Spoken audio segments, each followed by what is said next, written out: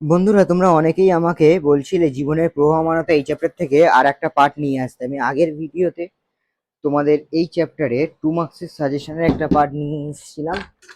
আজ আমি তোমাদের সামনে জীবনের প্রবাহমানতা এই চ্যাপ্টারের সেকেন্ড পার্টটা নিয়ে চলে এসেছি। আমি টোটাল এই পার্টে 16খানা কোশ্চেন, আগের বারে 15টা, এবার 16টা কোশ্চেন নিয়ে আলোচনা করব। তো চলো শুরু করা যাক আজকের ভিডিও। আর যদি ভিডিওটা ভালো লাগে অবশ্যই লাইক কমেন্ট সাবস্ক্রাইব করে দিয়ে আমাদের চ্যানেলের পাশে থেকো। তো ফার্স্ট যে কোশ্চেন সেটা হচ্ছে কোষ বিভাজন কাকে বলে। যে জৈব প্রক্রিয়ার মাধ্যমে একটি মাতৃকোষ বিভক্ত হয়ে দুই বা ততোধিক কন্যা কোষ তো সৃষ্টি করে তাকে কোষ বিভাজন বলে। কোষ বিভাজনের প্রধান তিনটি তাৎপর্য কি? কোষ বিভাজনের প্রধান তিনটি তাৎপর্য হলো দেহের বৃদ্ধি। বহুকোষী জীবের ক্ষেত্রে কোষ বিভাজনের মাধ্যমে কোষ সংখ্যা বৃদ্ধি পায়, ফলে জীবদেহের আকার ও গঠন বৃদ্ধি ঘটে। ক্ষত মেরামত ও পুনর্গঠন। ক্ষতিগ্রস্ত বা মৃত কোষের পরিবর্তে নতুন কোষ সৃষ্টি করে দেহের স্বাভাবিক অবস্থা বজায় রাখে। বংশবৃদ্ধি, রিপ্রোডাকশন। এককোষী জীবে কোষ বিভাজন প্রধান বংশবৃদ্ধির উপায় এবং বহুকোষী জীবে যৌন কোষ গঠনের মাধ্যমে বংশবৃদ্ধিতে সহায়তা করে। অ্যামাইটোসিসের বৈশিষ্ট্য কি? অ্যামাইটোসিস নিউক্লিয় পর্দায় বিলুপ্তি ঘটে না এবং বেমতন্তু গঠিত হয় না। 2. এই বিভাজনের সময় কোষের নিউক্লিয়াসটি মাকু বা ডাম্বেলের আকার ধারণ করে এবং মাঝ বরাবর স্থানে সংকুচিত হয় এবং পরস্পর থেকে বিচ্ছিন্ন এই দুটি অপত্য কোষে পরিণত হয়। মিওসিস কোষ বিভাজনকে হ্রাস বিভাজন বলা হয় কেন? মিওসিসে সৃষ্ট অপত্য কোষগুলি মাতৃকোষের তুলনায় অর্ধ সংখ্যক ক্রোমোজোম বিশিষ্ট হয় বলে মিওসিসকে হ্রাস বিভাজন বলে। মিওসিস কোষ বিভাজনের দুটি তাৎপর্য উল্লেখ করে। মিওসিস কোষ বিভাজনের ফলে ক্রোমোজোম সংখ্যা ধ্রুবক থাকে। মিওসিসে জিনের পুনর্বিন্যাসের ফলে সৃষ্ট অপত্য কোষের মধ্যে নতুন বৈশিষ্ট্য লক্ষ্য করা যায়। একে প্রকরণ বলে। প্রকরণ জীবের বিবর্তনের সহায়ক। মাইটোসিসকে স্বদেশী বিভাজন বলা হয় কেন? মাইটোসিস বিভাজনে প্রথমে ডিএনএ প্রতিলিপি ঘটে, ফলে প্রতিটি ক্রোমোজোম দুটি ক্রোমাটিডে বিভক্ত হয়।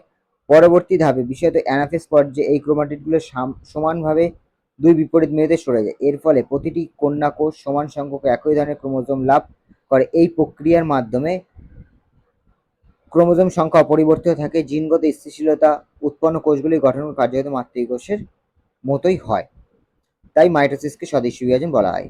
এবার হচ্ছে অযৌন যৌন জননের এককদ্বয়ের নাম। অযৌন জননের একক রেণু উদ্ভিদ। যৌন জননের একক গ্যামেট শুক্রাণু ডিম্বাণু। যৌন জননের সুবিধাগুলি লেখো। যৌন জননের প্রধান সুবিধাগুলি হল জিনগত বৈচিত্র্য সৃষ্টি। যৌন জননের দুই অভিভাবকের জিনের সংমিশ্রণে নতুন বৈশিষ্ট্যের উদ্ভব হয়, ফলে সন্তানের মধ্যে বৈচিত্র্য দেখা যায়। অভিযোজন ক্ষমতা বৃদ্ধি।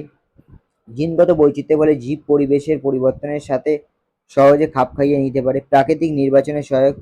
বৈচিত্র্যের কারণে উপযোগী বৈশিষ্ট্যযুক্ত জীব বেঁচে থাকার সুযোগ পায়, যা বিবর্তনকে ত্বরান্বিত করে। প্রজাতির স্থায়িত্ব। পরিবর্তনশীল পরিবেশ টিকে থাকার ক্ষমতা বাড়ায়, ফলে প্রজাতির বিলুপ্তি সম্ভাবনা কমে। বহুবিভাজন কাকে বলে? এককোষী জীব কোষ যে অযৌন জননপদ্ধতি বিভক্ত হয়ে বহু সংখ্যক অপত্য সৃষ্টি করে তাকে বহু বিভাজন বলে। বার্ডিং কি? যে বিশেষ ধরনের অযৌন জনন পদ্ধতিতে জনিত্রী জীবদের কোনো প্রবর্তিত দেহাংশ স্বতঃস্ফূর্ত হয়ে বিচ্যুত হয়ে অপত্য জীবদেহ সৃষ্টি করে তাকে বলে বার্ডিং। ধান গাছের গ্রাফটিং সম্ভব নয়, ব্যাখ্যা করো।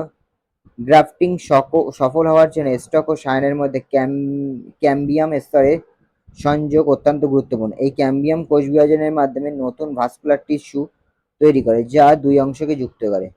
কিন্তু ধান গাছে কাণ্ডে ভাস্কুলার বান্ডিলগুলি ছড়ানো অবস্থায় থাকে, নির্বিচ্ছিন্ন ক্যাম্বিয়াম স্তর থাকে না, ফলে স্টক ও সায়ানের মধ্যে কার্যকর সংযোগ গঠন সম্ভব হয় না। এই কারণে ধান গাছে গ্রাফটিং করা যায় না। স্টক সিয়ন ও গ্রাফটিং শব্দগুলির মধ্যে সম্পর্ক স্থাপন করো।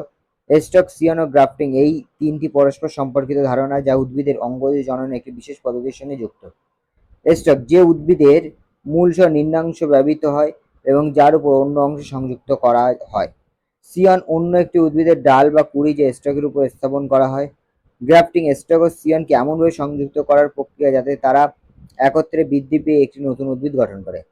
গ্রাফটিং প্রক্রিয়ায় স্টক ও সিয়নের ক্যাম্বিয়াম স্তরের সংযোগ অত্যন্ত গুরুত্বপূর্ণ। এই সংযোগের মাধ্যমে উভয় অংশে খাদ্য জল পরিবহন সম্ভব হয় এবং তারা একটি সম্পূর্ণ উদ্ভিদ হিসেবে বৃদ্ধি পায়। আচ্ছা, আরেকটা জিনিস, এই লেখাগুলো তোমরা ফোন থেকে পড়তে যাবে না, এই লেখাগুলো তোমরা খাতায় লিখে নেবে, এটা তোমাদেরই সুবিধা হবে, ফোন দেখে পড়া হয় না। ক্যালাস কি?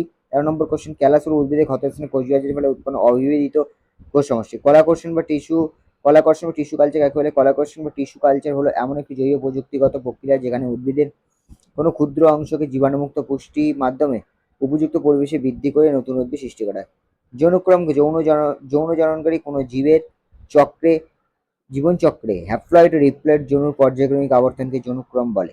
যৌনক্রমে গুরুত্ব লেখক কোনো জীবের হ্যাপ্লয়েড ও ডিপ্লয়েড যৌন চক্রাকারে আবর্তিত হলে তারা জেনেটিক বস্তুর ভারসাম্য রক্ষা করা সম্ভব হয় যৌনক্রমের মাধ্যমে।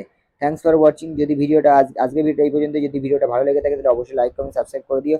দেখা হচ্ছে পরের ভিডিও জীবনের প্রবাহমানতার আর একটা পার্ট 3 নিয়ে।